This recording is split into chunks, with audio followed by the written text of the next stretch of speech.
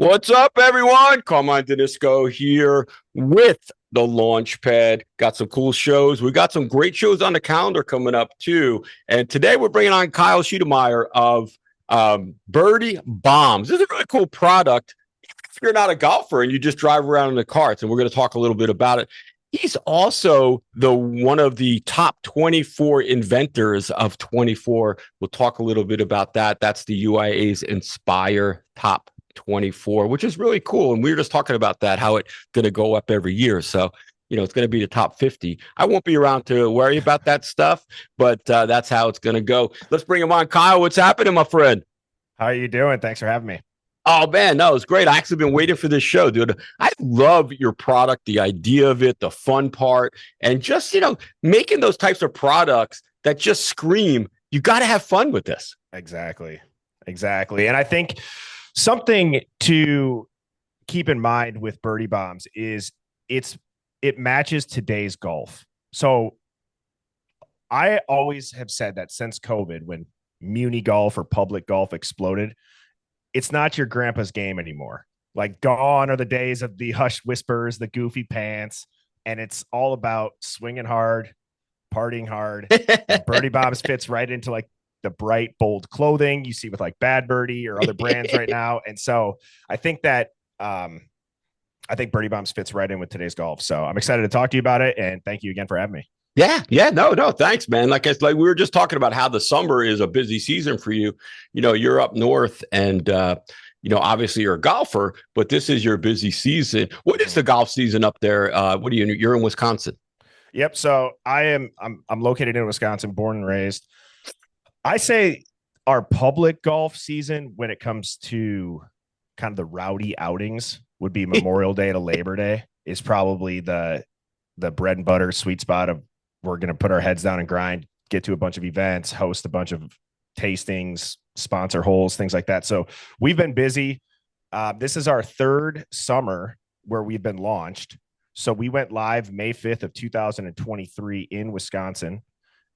The company itself and the idea actually came to me in 2021. So I've been chipping away at it for a while. So the last 3 summers, actually being able to get out, push the product, kind of birth Birdie Bombs into the golf world has been incredible. And it's taken to the market really well for it being the first time that I've ever done a liquor product. So I'm very happy with it, and it's exciting. We got a lot of cool stuff coming down the pike, but yeah, I would say Wisconsin golf is such an underrated spot for golf too. I think last year was the #1 public golf state in the country. I think them or South Carolina, actually.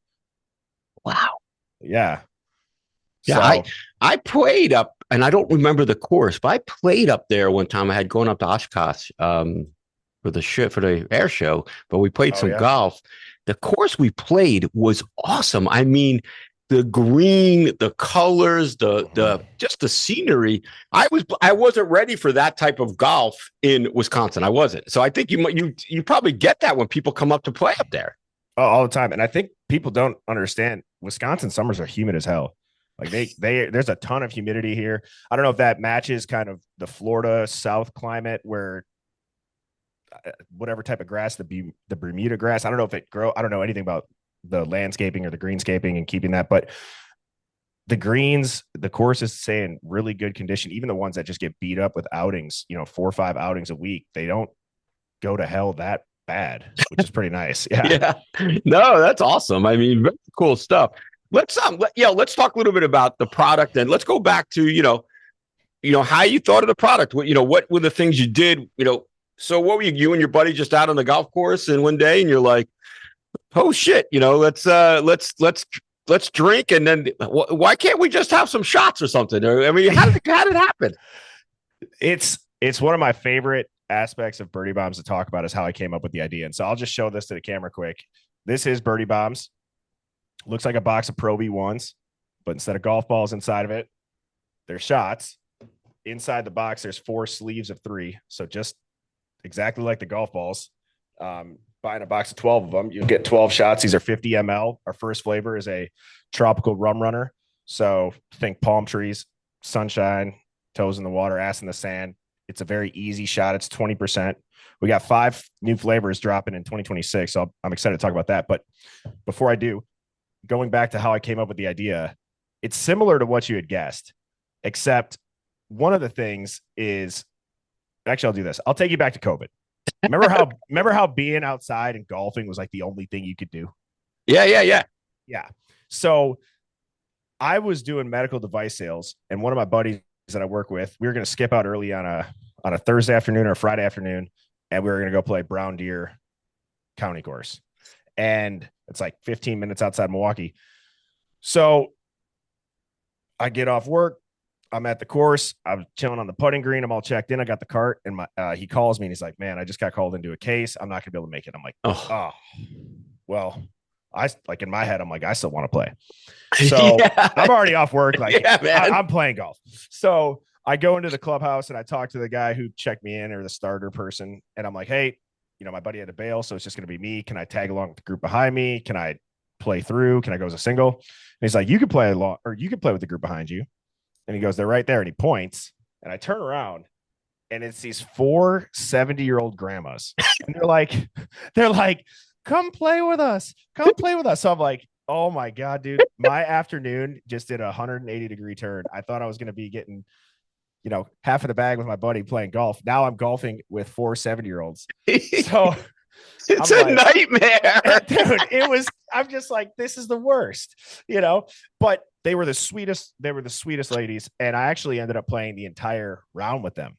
And when the Bev cart came around the first time, I was half joking. I'm like, "You guys want a beer? You guys want something?" And they were like, "Yeah." And one of the ladies goes, "Get us some birdie juice." So I bought them all like tall boys, and nothing really came to me. Nothing really clicked. And then the second time we saw the Bev cart, which by the way, these 4 70-year-olds put down the tall boys relatively quickly. Wow. Yeah. So they were having a blast. They were having a day. And the second time we see the Bev cart, I say, "Hey, you guys have been awesome. I'll get another round if you guys want one." And she goes, "More birdie juice."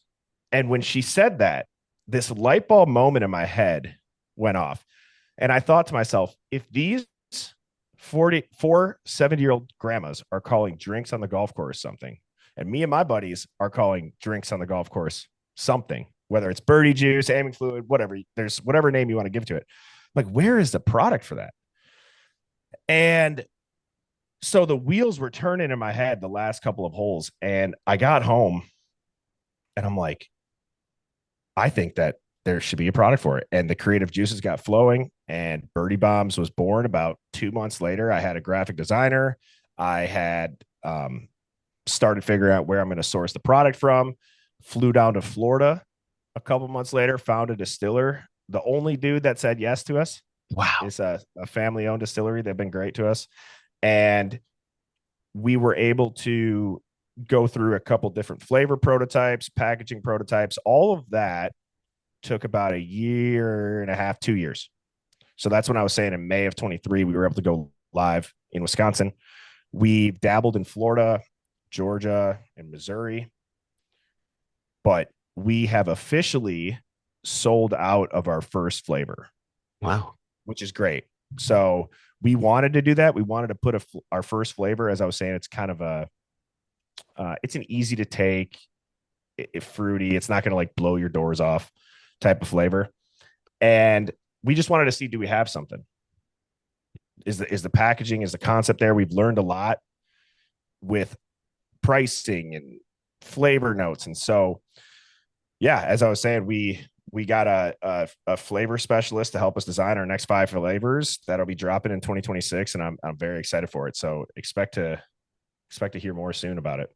Wow, it's amazing, that you had that. So did it, when you got that idea, did you tell anybody about it, or you're like, "Man, let me think about this for a little while"? Us inventors, I wake up at 2 a.m. and I write down an idea, and then I'm like, "Oh, that's crazy idea." So what happened? Like, did you run home and say, "This is it, I'm doing it"? Yes and no. It was probably the first time, like in my adult life post college, where outside of like being excited to get a job, like a good job, and I was like, wow, this actually seems like something that would be really fun to consistently chip away at and see what comes of it. So I was very consistent with it. I think mentally I knew that I had something as far as, kind of a niche idea, something that fits into the golf world already and the culture of drinking and having fun with your buddies. I didn't tell many people, not because I was afraid of them stealing my idea. It was more just like, it's an idea and I don't really have anything to show you as to like, what is it? What do you mean it's going to look like golf balls? What do you mean it's going to be, shots in there instead? So, yeah, I was very consistent with it. I put aside an hour every night from 8 p.m. to 9 p.m. where I would no phone, sit at my computer, research, do everything. And I did that for about 3 or 4 months every night.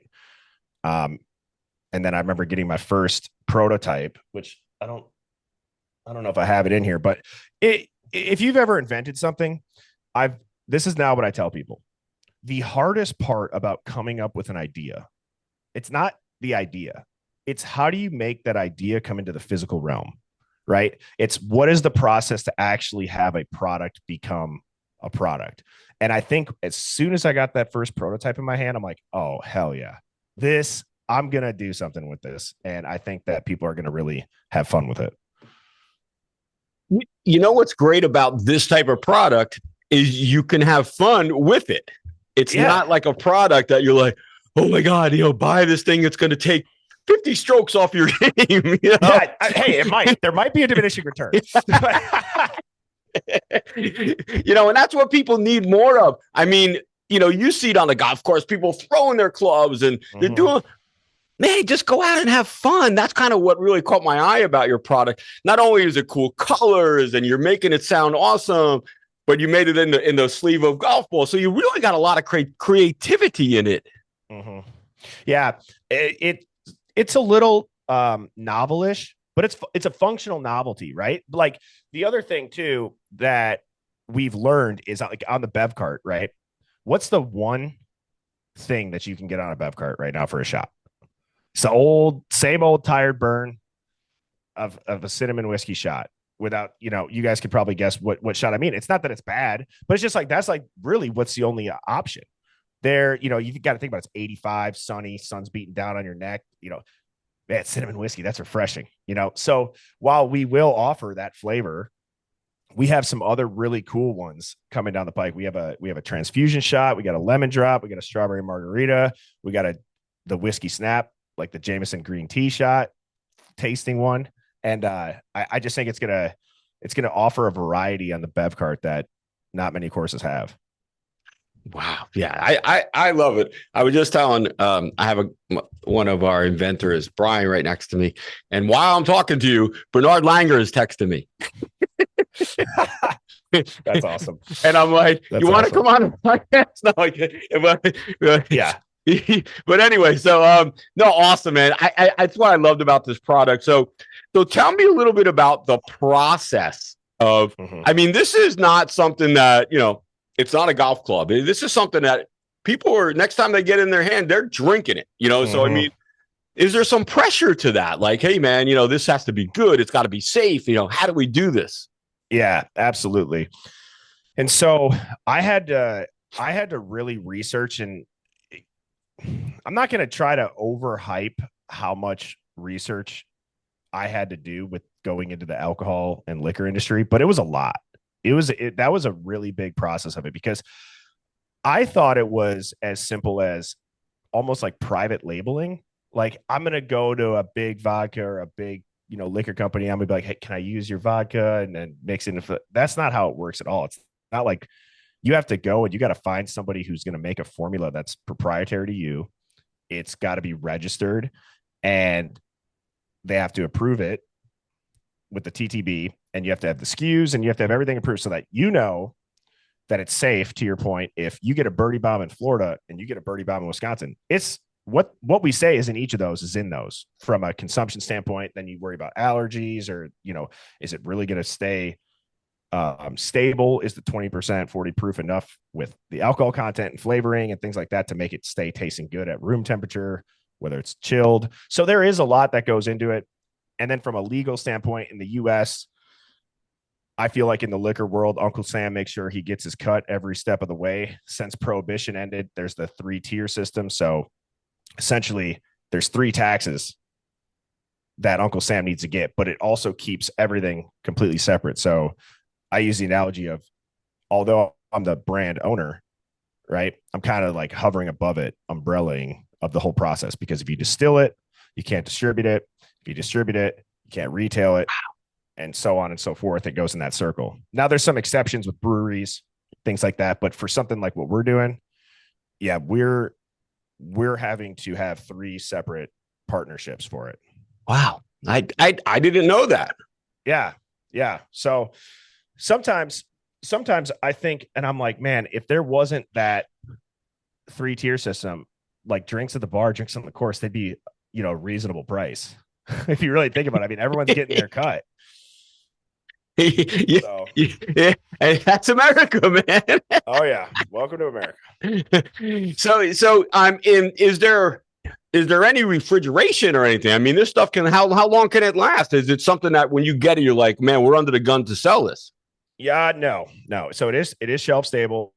As far as expiring, I've never ran it. And we've asked our distiller, so obviously the expert on the making of the alcohol, with the alcohol content in it.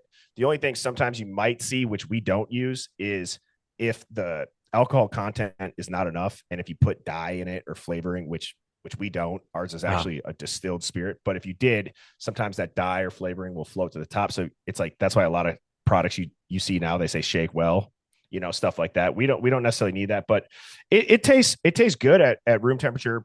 Personally, I'm just a fan of like colder drinks. So I would recommend serving these chilled. But yeah, I mean, learning about the liquor industry has been enjoyable.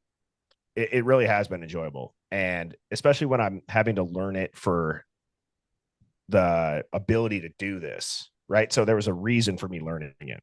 Yeah. And I enjoyed that process, and I'm still learning now. It's more of the fun learning, where it's like, how can I market this? Like, is there kind of like a guerrilla marketing technique? Is there like, what is trending right now, but how can we package, Birdie Bombs into it when it comes to the golf world? Yeah. No, I mean, that's the best way to learn, when you have to implement. And, and you're doing this as you're going live, as you're printing it, which is really cool. What are some of the, and you probably get these questions, some of the setbacks, if there were any that you hit that were, you weren't ready for, or they weren't detrimental, obviously, because you kept moving forward? So I think the one that caught me off guard the most was the regulation of online orders and shipping alcohol. In my mind, when I had Birdie Bombs, I'm like, dude, online sales for this, run a couple Facebook ads, Google ads, whatever it is, around the holidays. If people got a bachelor party coming up, a wedding, any place where you got, or anytime you need a gift, I'm like, this is it for a golfer. The length of time that it took me to get an online distributor, which may be going away soon too. There's regulation that's talking about that. So, and I've just briefly scratched the surface on what might be coming down the pike for that. But it's a lot to ship the alcohol, and it's also just, it's more expensive. And it didn't hit as much as I thought it would. And I think a lot of that is like the price hike. So, there's still the 3-tier system, but then you add on, $9.99 3-day shipping on the ground. It's like, whoa, I don't know if you're going to pay X amount for however much alcohol online, and then wait for it too, not to be able to get it right away. Yeah. So, yeah. Is this product more than like, state to state, or you'll have distributors in different states at some point? Because I totally see this as out for outings. People with outings and park would love to have this product at their outing. I can see it happening. Yeah, absolutely. And so I get asked a lot, how do I help you guys out? How do I get it into my course? The answer that I give, and really the only way for it to be a long-term product there, is, so if you're listening to this and you're a golfer and you think that Birdie Bombs would be awesome at your course, you need to ask like the food and beverage director, or the general manager, who is our liquor or our alcohol distributor. Oh, okay. And then we would have to get into contact with them. They would buy the product to the distributor would buy it. And then just how that course or that store gets any other alcohol through their distributor, we would now be a part of that catalog. Yeah. So I don't sell it direct to the courses. Yeah. Legally, we have to go through a distributor unless you're self-distributed, which obviously we're not. We go through distributors. Which makes sense because it is an alcohol. You know, so that's the thing. It is alcohol, and even shipping online, I could see you're really having some stringent rules to that. Depending on who's jumping on their website and ordering it. Yeah, we have like the whole click to verify you're 21, which you legally need, but also it's not me putting Birdie Bombs in a box and shipping it out. That still comes from a third-party distributor that's approved or licensed for online selling. So, yeah, I would say if you're hearing this and you see Birdie Bombs, you think it'd be fun at your store or your golf course, reach out to whoever talks to their distribution rep. And then as far as online sales, it's drinkbirdiebombs.com. We offer a party pack, which is 10 boxes of 12 or 120 total shots, or we just offer the 12 pack as well. We have a deal going on right now where it's free shipping. And so those are available online if it's like a party you got coming up or a birthday or a gift or a wedding. So you can always get it. Right now, our only B2B distribution, as I was saying, is Wisconsin. We sold out in Florida. We sold out in Georgia. We sold out in Missouri. Online has some stock. And then we kind of allocated our last 2 pallets of product to Wisconsin. Obviously, that's where I'm at. Yeah. And it makes sense for it to be kind of in my backyard during our busy season for golf. So yeah. I don't think people realize the time it takes to find a co-packer or somebody that will not only be able to fill these packets, but then seal them and store them and pack them. Like you said, you found somebody that could do it. I mean, that takes a while for any kind of food or any kind of edible substance, especially the alcohol. It must have been a real pain to do that. Yes. And I don't know if they're ever going to hear this, but I want to give a shout out to List Distillery down in Fort Myers, Florida. They were the only people. You know this guy? Yeah, they were the only people that said yes to us. We went and me and my business partner, we flew down there with he brought his family and his kids for like a spring break trip. I went down there with my wife and we were just hanging out and we set up a tour. And like a couple days before we got down there, we're like, well, so we're like, let's call and see if we can actually get a meeting instead of just a tour, and let's pitch it. And so all we had at this point, this is the true story. All we had was the prototype box. Wow. I didn't know what the shot glasses were going to look like. I knew they had to be 50 ml. Yeah. And I'm not even BSing you here. I went to, is it Publix down there? Yeah. All right. So I went to a Publix and I literally mixed together shots in a Publix parking lot for ideas of the flavor that I was thinking. And I put them on ice and I walked into the distillery with a cooler and I was like, this is kind of what I'm thinking. And he and his wife and his son, they were looking at us like, okay, this is a good idea. Let us talk about it. Let's talk about it. And about a week later, we got a call and they're like, we'll do it. And they actually offered to do a turnkey operation. So they would distill it, and then we worked out some sort of deal where we're going to buy the packaging equipment and it's going to stay at your distillery. Oh, yeah. Okay. Well, you'll train on it. You'll be able to use it. And so you want to talk about entrepreneurship and inventing and everything bundled in one with Birdie Bombs. We actually, and I'll show you what the shot glass looks like. So it looks like this. Okay. Oh, so yeah. 50 ml. I love it. Yeah. And we're trying to figure out how the hell are we going to get these things packaged? You can't pour them by hand. And one morning we're hanging out and we were having coffee. And the Keurig K cups? Oh, yeah. Okay. My business partner's wife stacked 3 on top of each other. And she goes, this looks like it's about the same size as what we need. Dude. So we retrofitted an old Keurig K cup machine, and instead of filling it with coffee beans and coffee grounds, it fills it with our shot now. So we got it custom made, sent down to List Distillery, and we were in business. Amazing, man. We're in here laughing, man. You're exactly right. Talk about, just coming up with these ideas as you're rolling. Yeah. And the great part is you're just going to make it better and better as you go. Yeah, absolutely. It is amazing. Like I said, Brian here next to me, he's from Fort Myers. So when you said oh, no shit, the company, he knows them. Oh, nice. Yeah. The List family's great. Very nice people. Very nice people. And like I said, shout out to them for taking a chance with us. And, I've always said it's not like you can expect it to be super smooth running, perfect. And they were really genuine and nice with us and understanding kind of the hiccups in the road and the bumps in the road. They were patient. They helped us. They gave us good advice, hooked us up with, a handful of Florida distributors. So, wow. That's awesome. I love how you have some other people involved. A lot of times we'll get an inventor that comes in and they're kind of basically alone and they kind of like driving themselves crazy, trying to do everything, trying to do this, trying to do that. And they just don't have the knowledge that other people would have. So it's kind of cool that you have some maybe your family members and your business partner involved to help throw ideas against. Yeah, absolutely. And so it's me and one other gentleman and his wife, and then my wife. So it's kind of us four who are all we have our own lanes in it now that it's grown a little bit. But initially, the amount of times that me and my buddy like pitched an idea to our wives and they just stood there and stared at us like, no.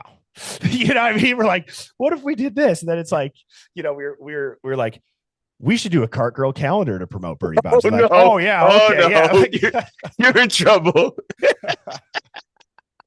So, but no, I couldn't do it without the support of my wife. And I know Chris would feel the same. So, yeah, no, that's awesome. And, a lot of people don't realize that, you have to have good support and your family really should be involved in a way. We've had husband and wives like in fights in our conference rooms because they don't agree on the idea. The wife doesn't want to do it. The husband doesn't want to do it, but the wife doesn't. And you're like, I'd be like, listen, guys, this is serious stuff, because it's expensive. A lot of inventors don't realize that. Brian here knows that this kind of thing is expensive. Dude, yes. And one thing that I'm very proud of is that we still own 100% of it. We bootstrapped it, nice, and funded it the entire time. Now it's taken longer, right? It took a little bit longer probably, but now that we're kind of through that phase, I'm very happy that we did. And now it's to the point where the company and the value of it is worth more when it comes to an investor standpoint. So it's not like you'd be, giving away the farm for free. And so that's kind of our conversations now is how do we know we got something. How do we make it better? How do we scale it? How do we start to really get kind of like the foundation is built? How do we get the building to start being built now? Yeah. And a lot of us inventors, struggle with that. We get to that point, we're like, wow, we got this and we're selling it. But how do you get over that hurdle?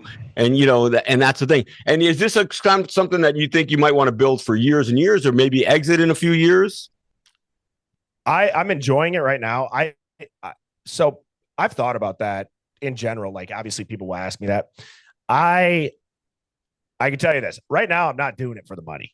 Everything's going back into the business and I'm really enjoying it, but I'm sure I'll get to a point where, whether there's an offer, whether there's an opportunity, who knows, but, right now it's my baby and, I'm kind of just keeping my head down, hard hat, lunch pail, clock in, clock out, and, just grinding it out. So I'm not saying that I would never sell it. I'm not saying that I would keep it. I don't know, but I think I will know mentally when I get it to that point where I'm like, all right, like, this is at a point. That's perfect. And like you said, you guys get to choose that. It's not where, you brought on a bunch of investors who really aren't emotionally connected to it. They're just looking at the dollar signs. And once you start, thinning out your ownership, it becomes more of a job and it's not fun anymore. So it's so cool that you're keeping that 100% ownership. You're keeping that for as long as you possibly can, which is really good because at some point, maybe when you go nationwide or you really start blowing out the doors, you might have to bring in some funding, but it might be where you go a B round or a different way of raising those funds and keep that ownership as long as possible, especially in the alcohol business, it's touchy. It's very tricky, but the way you're doing it, you're not hands off, but you're not handling the sale of it in that sense. I think the way you're structuring it is really cool. Yeah, it's it's enjoyable, right? So it's the perfect balance of I have to do a lot of work behind the scenes, but when it comes to actually being out in the market, it's very fun. Yeah. I'm out on a golf course in a polo, hanging out with people that are having a good time. And so it is a good setup. I'm happy with how it's going. And to your point about the investing, I've gone on a handful of shows and contests, and I was on you brought up Entrepreneur. I was on the Entrepreneur Amazon Business Collab, the show Elevator Pitch. Yeah. On TV, we verbally agreed to a deal. And then what I've learned with those shows too is there's a camera and then there's not a camera. It's entertainment. So I'll leave it at that. Yeah, I'm right with you. It's all entertainment. And, I talk all about that. We got a lot of Shark Tank products that we work with. And a lot of those deals fall apart as soon as the camera shuts off. Yeah. And it's not even that ours fell apart. I just think, I think it was really good for me to expose Birdie Bombs to that. It was great for me as a founder, as an inventor, an entrepreneur to, sit at the table and see how these conversations are going to go. It was very motivating. Yeah. To say the least. It's fun. And you deserve it, man. You guys are busting your ass. You got to have some fun. Not that the golf thing is fun, but it's still work. Right. But, and getting out there and talking to people and meeting people, it only takes that one person that you meet that really sees the vision, sees where it's going to go. And if you like them, you jump in, because it is a marriage when you start bringing in those funds. Absolutely. And I think that what you just hit on too is it takes that one person. So to kind of go full circle, you said, I came up with this idea. Did I tell anybody about it? I think there was a piece of me, and I don't know if you have felt like this or if you talked to other folks that have felt like this. It kind of feels good to just keep it to yourself until you're wanting to show people. Like, when's the right time to actually, show a close friend or show your mother or father, right? And so I think that was more of it. Like, I just wanted to make sure that when I actually showed it, it gave them a legitimate chance to see that vision. Yeah. Because, when you're just like maybe verbally describing an idea to somebody, they can't picture it. Yeah. So, yeah. We talk up to a lot of entrepreneurs and young innovators at some of the colleges and high schools. And we talk about that because people might not have the imagination that you have. So when you're explaining it to them, they're just going, what? And you're like, I'm telling you, it's great. And they're going, I don't see it, Yeah. Oh, it's maddening. It's maddening. Like, would you say that, like, are you like, in your everyday life, like a contrarian thinker? Yeah, I am. I kind of am, and again, I get all ideas all the time. So I keep them to myself just because I'm like, man, I got to really think about this before I tell anybody. I got a closet full of dud ideas. So I better not tell people about this for a while. Yeah. Yeah. No. And I think I think it's a really good trait to have a creative imagination. And we need a lot more of that. You're 100% right. And that one thing I want to bring up, who's behind all the packaging design and stuff like that? Is that you? Or? Yeah. So when I was saying that we committed an hour every night from 8 to 9, it transitioned from, okay, how are we going to do this? Like, what are the requirements for like 50 mLs? If you go to the store, you'll see a lot of like the 50 ml shooters. They're packaged in a 12 pack. We're like, okay, that seems to be an industry standard. We go verify that. Then when it comes to like, well, what is it going to look like? I think I posted on like my personal Instagram story. It's like, does anybody know a graphic designer? Right. Like, I was just because I knew, while yes, I could sketch it, or maybe I could make something, I don't know how to get like the vectors and where, if you blow it up to be on a billboard, it looks just as clean and crisp pixel wise as it would, on your computer screen. So we kind of had a freelance graphic designer help us out with that. But as far as like the bird with the shades and swinging and all that, yeah, we kind of were just throwing it out there like, dude, well, what if we actually made our mascot like the bird? And when you look into a lot of these brands that, not a lot of the brands, but the brands that you can market really well, they all have a mascot. Like you think of like Geico. You think of Mayhem. Like I'm just naming like the insurance companies because you see them on TV all the time. But having the bird really has helped market too. Yeah, it becomes a symbol, a secondary logo. Yeah, well, it's memorable. People like that kind of stuff. They want something to remember, and we don't want to make it hard to remember you. You want to make it easy. Right. Exactly. You want to make it easy. You want to make it pop off the shelves. You had asked, what have I all learned too? Like we have in our next packaging, a lot of the questions that we got, and one of the biggest learning things is people look at the box, they think it looks cool, but they're like, well, what's inside of it? Oh, I'm like, that's a great point. yeah. So now, you think about a golf ball, they have that cellophane clear see-through window that you can see a golf ball inside of it. So we're gonna replicate that. So now you can see through the 12 pack into the sleeve and actually see a shot glass sitting in the box. So, there's little things like that you got to listen to the market too. And that's why we only went live with one flavor. Everyone's like, do you guys have more than one flavor? Like, no, we just did one because A, it's expensive as hell when you're funding it yourself to do more than one. But B, we try to look at like the bright side of it. And it's like, well, we only have to change one SKU. Or if we're going to add on, right.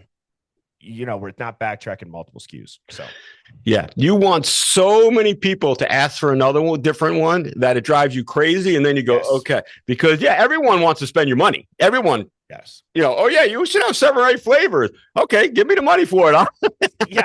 yeah, that's exactly right. And the other thing that I'm sure anybody that's invented a product or is an entrepreneur that you have to learn is that.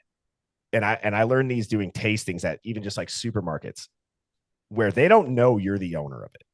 Oh, and like, if they don't like it, or if they have a critique, or if they have something, it's so hard to just not tell them to like, go kick rocks right now, get out of my face. You know what I mean? Like, but you have to take a second and actually listen. Like, that is the consumer. Those conversations are going on naturally.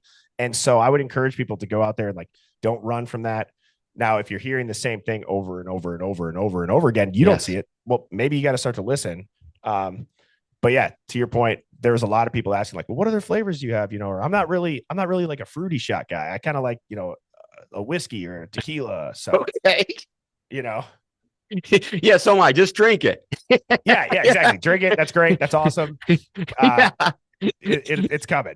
Tell me about it on the 5th hole and 6th hole. Yeah, exactly. No kidding. No. Listen, Kyle, I love it. I love the idea of it.